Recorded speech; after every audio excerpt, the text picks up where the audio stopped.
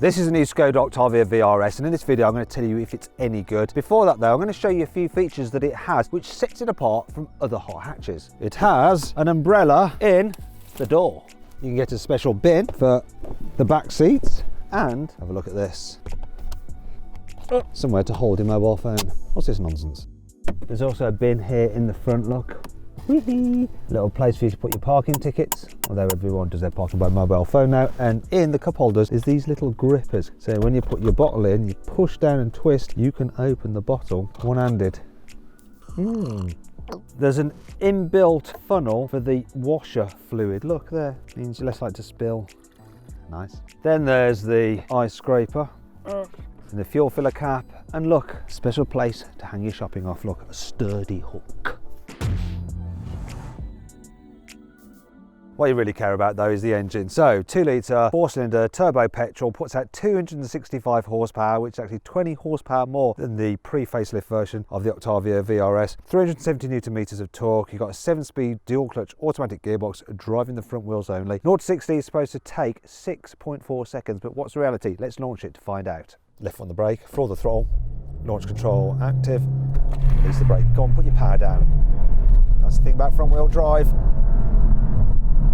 5.95 seconds. For a front wheel drive car, that did a really good job of hooking up. I had the stability control in like the sport mode, and it really did just manage the power properly. Didn't let the wheels spin up too much, but it didn't cut the power too much either. Very well judged. As well as an uprated engine, the VRS version of the Skoda Octavia features a more aggressive front bumper design with this honeycomb effect down here. You also have some bigger air curtains at the side, and of course your VRS badging. Moving down the side, you've got some unique 19-inch alloy wheels. There's black door mirrors. You also have black window surrounds as well. Rear windows are blacked out. Not the biggest fan of that. Moving down the back, here is the boot lip spoiler, and obviously VRS badging. Once again, like at the front, more aggressive rear bumper with these little elements here, and twin exhaust pipes. The exhaust pipes look massive, but when you look in, they're a bit of an exaggeration. Oh, there is one other thing as well. The VRS is the only Octavia that gets this lurid green paint scheme.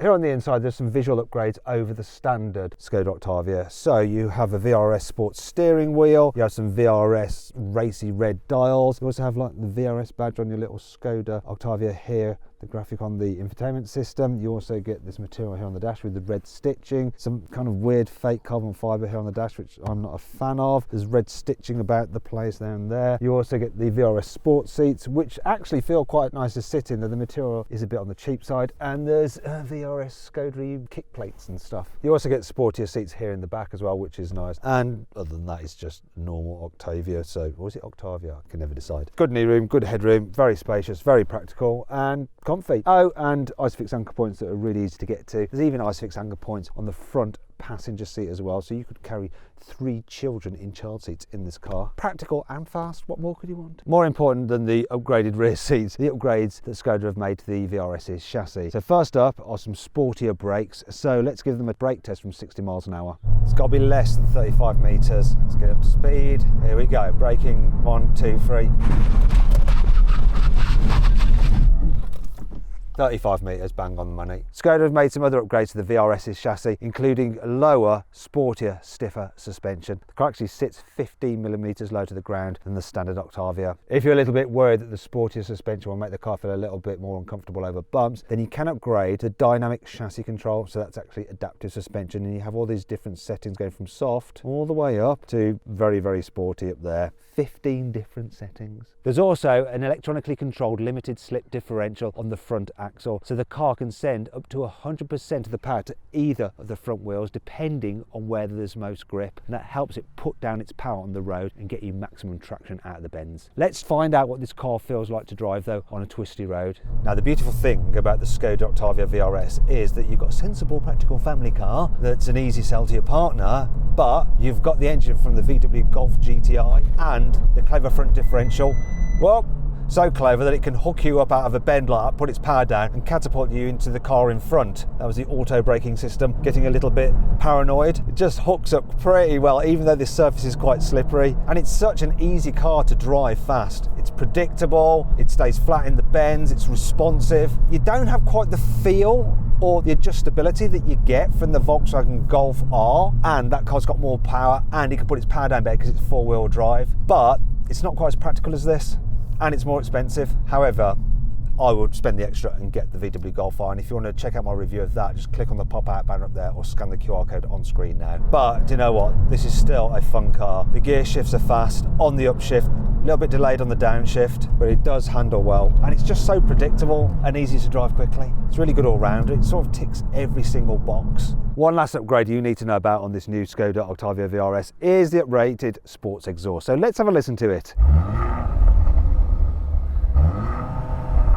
It's better than a standard Octavia, but doesn't sound as big as it looks, does it? And that brings me on to 5 annoying things about the Octavia VRS. The drive mode button is down here amongst all these other buttons, and it's not really distinctive. Ideally it should be on the steering wheel so you can quickly go, oh, comfort, sport, when you're driving along, but no, you have to go, up, press, which one now? Is it, do I press it some more? Yes, I press it some more. Or do I press on the screen? Oh, too many options. That's crap. Skoda really don't want you to turn off this stability control at all because they make it so hard to do. There's no instant access button. No, you have to do this process. Go to vehicle, wait for it to load, go to, yes, this is right, scan across, go to brakes, of course, go to brakes, and then go to ESC system, off. For some reason, if you want rear side airbags in this car, they're an optional extra, about £400. They're the ones that protect the rear passenger's pelvis and chest. Now, I think something like passive safety should just be standard. You shouldn't have the option of improving it. With all these beeps and bongs that are standard in cars, that kind of thing should definitely be standard. Just add it to the cost of the car. It's fine, 400 quid. It's not going to change anyone's decision. Better to have it. Here's another odd one, the rear window wiper. So that's an option. To be fair, it's a non-cost option, but you do actively have to tick the box for it, otherwise it won't be fitted to your car. Should be the other way around, that you have to deselect it, because I bet there's loads of people that probably forgot to select that option, thinking it was just standard, and the car turns up and says, where's my rear window wiper? Oh, sorry sir, you didn't select the option. Even when you have the automatic gearbox in manual mode, look at this, it auto shifts up. Why? It's supposed to be manual. If I want to ping it off the limiter, let me ping it off the limiter. The Skoda Octavia VRS starts from £39,000. The great thing about this car though is just how practical it is for a hot hatch. I mean, there's 600 litres of space here in this boot, but if I need more space, look at that. Lower those seats. It's absolutely massive. So that brings me on to what this car is like to daily drive. This Octavia VRS really does do a good job. You need the adaptive dampers because it does make the suspension more comfortable, and it's fine to live with just driving around town or on motorways and stuff like that, which I am now. There is one problem though. I do find at motorway speeds you do get quite a bit of noise from the tyres. Gets on your nerves a little bit. Shame really, because otherwise it's generally quite relaxing. Seats are good. The economy is impressive, so I'm averaging just under 35 mpg right now, but I've driven this car quite hard and I drove it for a long period in London stop-start traffic. I think that if you're just doing normal daily driving or up and down the motorway, on a cruise you can get over 40 mpg, and when you're on a cruise, you may as well use the adaptive cruise control. It just takes the sting out of long journeys. Though it can get confused as it did there. It just accelerated me towards the back of that car and was like, what am I doing? Sometimes the safety systems aren't as safe as they should be. So then what's my final verdict on the new Skoda Octavia VRS? Should you avoid it, consider it, shortlist it, or just go right ahead and buy it? Well, I think you should shortlist it. It's not the most desirable hot hatch nor the most fun, but it really is a very good all-round performance car.